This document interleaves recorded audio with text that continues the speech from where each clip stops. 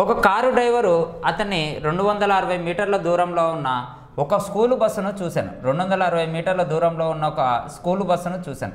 2 నిమిషాల తర్వాత ఆ స్కూలు బస్సు ఆ కారుని 640 మీటర్ల వెనక ఉంది. ఆ కారు వెనక ఉంది అంట. కారుకు వెనకల ఉంది.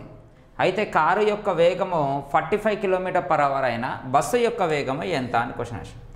ఒక కారు డ్రైవరు 260 మీటర్ల ముందు ఒక స్కూల్ బస్సును చూసినాడు. అంటే స్కూల్ బస్సును ఒక 260 మీటర్ల ముందు చూసినంట.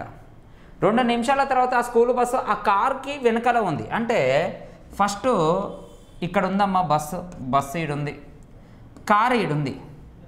ఇప్పుడు దీని మధ్యలో డిస్టెన్స్ ఎంత ఉందంట? 260 ఉందంట. 2 నిమిషాల తర్వాత ఇది ఏమైపోయిందంట?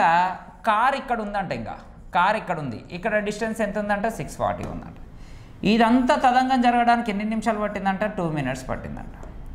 అంటే కారు ఇక్కడ ఉన్న కారు ఇక్కడికి రావడానికి ఎన్ని మినిట్స్ పట్టింది? 2 minutes పట్టింది. అంటే ఇప్పుడు రెండు సేమ్ డైరెక్షన్లో పోతున్నాయి కాబట్టి ఈ 2 minutes కవర్ చేయడానికి ఎన్ని మినిట్స్ పట్టింది? 900 minutes పట్టింది. ఎన్ని మినిట్స్? 900 minutes. మళ్ళీ 60 minutesకి ఎంత పడుతుందో చూద్దాం. ఇది 1 30 అంటే 30 అంటే 2700 పడుతుంది. 2700 పడుతుంది. అంటే 2700 meters అంటే 27 km/h. మళ్ళీ ఇది ఎప్పుడు వచ్చింది?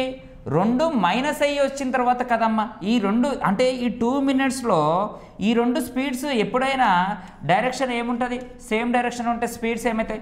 మైనస్ కదా.